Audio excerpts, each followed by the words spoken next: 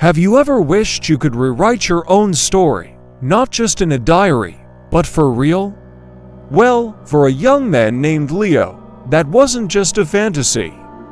His story begins on a completely ordinary Tuesday, or so he thought. Leo was a dreamer, a guy who always felt like he was meant for something more than his 9-to-5 routine. He lived in a city of gray concrete and steel, where wonder was a commodity in short supply.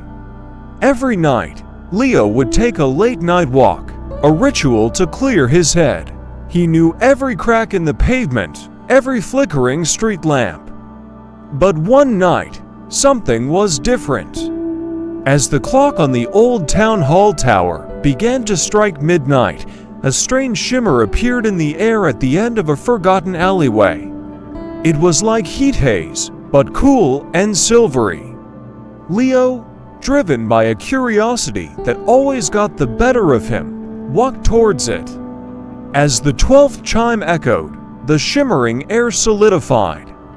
An ornate wooden door with a brass handle shaped like a sleeping owl materialized out of thin air. Above it, etched in glowing letters, were the words, "The Midnight Library." Leo's heart hammered against his ribs. This was impossible.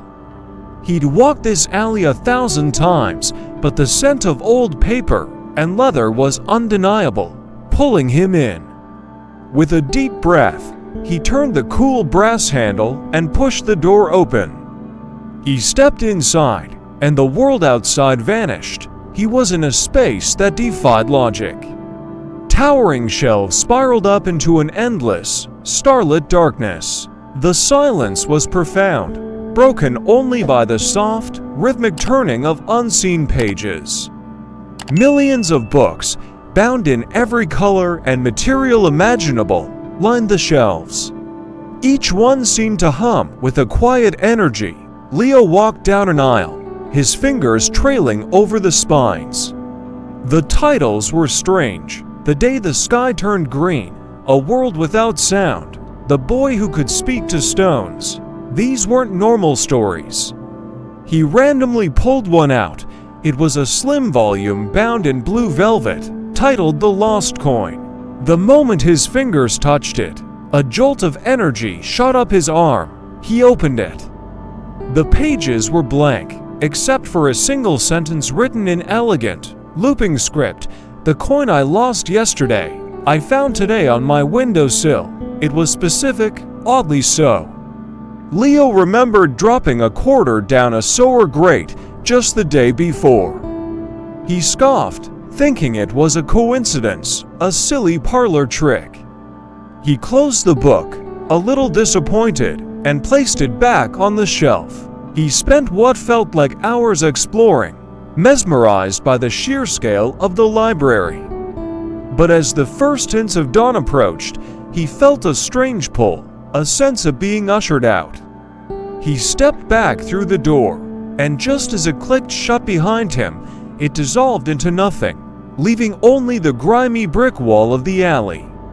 The next morning, Leo woke up feeling like he'd had the most vivid dream of his life. He got ready for work, dismissing the whole thing. But as he went to close his bedroom window, his eyes caught a glint of silver. There, on the sill, was a single, shiny quarter. Chills ran down his spine. It couldn't be. The book. The lost coin. His heart pounded. It was real. The library was real. That night, he could barely contain his excitement. As midnight approached, he rushed to the alley. And just like before, as the clock struck 12, the shimmering door to the Midnight Library appeared. This time, he entered with a purpose. He needed to understand. He cautiously picked up another book, this one called The Perfectly Ripened Avocado. He opened it and read, "The avocado on my kitchen counter is perfectly ripe and ready to eat." He put the book back, rushed home, and found the rock-hard avocado he'd bought 3 days ago was now perfectly soft, its skin a beautiful dark green.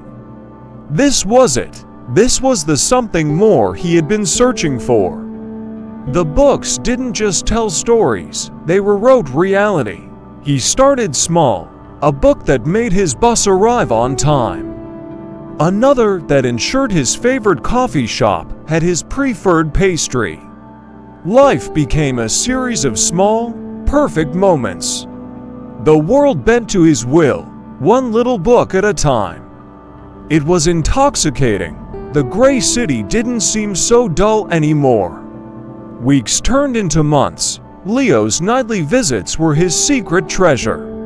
He learned the library's rules through observation. The changes had to be small, specific. Trying to write "I am rich" did nothing. But a forgotten savings bond from my grandmother is found in an old shoebox resulted in a modest but welcome discovery. He was playing with the universe, and he was getting good at it. But with power comes temptation. He started to wonder about the bigger books, the ones bound in iron and chain, tucked away in the highest, darkest corners of the library. What realities could they write? Could he bring back his dog, who had passed away years ago? Could he make the girl he had a crush on finally notice him? Could he erase his biggest regrets? One night, he found a book that seemed to call to him. It was massive, bound in black leather with silver clasps that looked like tangled thorns. It had no title. A deep, primal fear mixed with an irresistible curiosity washed over him. He knew this book was different. This one held immense power. He hesitated, his hand hovering over the cover. With trembling fingers, he unfastened the clasps and opened it. The pages were vast and empty, an infinite canvas. He could write anything. He could cure diseases. He could end wars. He could make himself a king, a god. The sheer scale of the possibility was overwhelming, a siren song promising perfection. He thought about his mundane life, his small apartment, his feelings of insignificance. Here was the chance to change it all, to write a grand epic with himself as the hero. He pictured a world where his parents hadn't divorced, where he'd been brave enough to pursue his dream of being an artist. He saw it all so clearly. He could have it. All he had to do was write it. His hand shook as he imagined the words. But then, a different thought crept in. For every action, there's a reaction. If he changed his past, would he still be him? If he erased a painful memory, what lessons would be unlearned? What unforeseen consequences, what ripples would tear through the fabric of reality? Changing the ripeness of an avocado was one thing. Rewriting a life, a history, was another. He imagined a world he created, perfect on the surface, but with monstrous, unforeseen flaws hiding just beneath. The perfection he craved could be a beautiful lie covering a terrifying truth. The temptation was a physical force, pulling him toward the page. But as he stared into the blankness, he didn't see an opportunity. He saw a terrifying abyss. He saw the hubris in thinking one man could, or should wield such power. He realized the library wasn't a tool for personal gain. It was a fundamental force of the universe, a dangerous, beautiful, and chaotic power that needed to be protected, not exploited. In that moment, Leo made a choice. He slowly, deliberately, closed the great, untitled book. He refastened the silver clasps, the click echoing in the vast silence. He felt the temptation recede, replaced by a profound sense of clarity and purpose. He wouldn't be a writer of reality, he would be its guardian. From that day on, Leo's life found its true meaning. He no longer used the books for himself. Instead, he spent his nights in the library, not as a visitor, but as a protector. He learned its secrets, cataloged its infinite volumes, and stood watch over its immense power. He was no longer just Leo, the guy with the boring job. He was the librarian, the silent guardian of 1,000,000,000 possible worlds, ensuring that the power to rewrite reality would never fall into the wrong hands. He had found his something more, not by changing the world, but by choosing to protect it. Thank you so much for watching. If you enjoyed this story, don't forget to like, subscribe, and hit that notification bell for more adventures into the unknown. See you next time.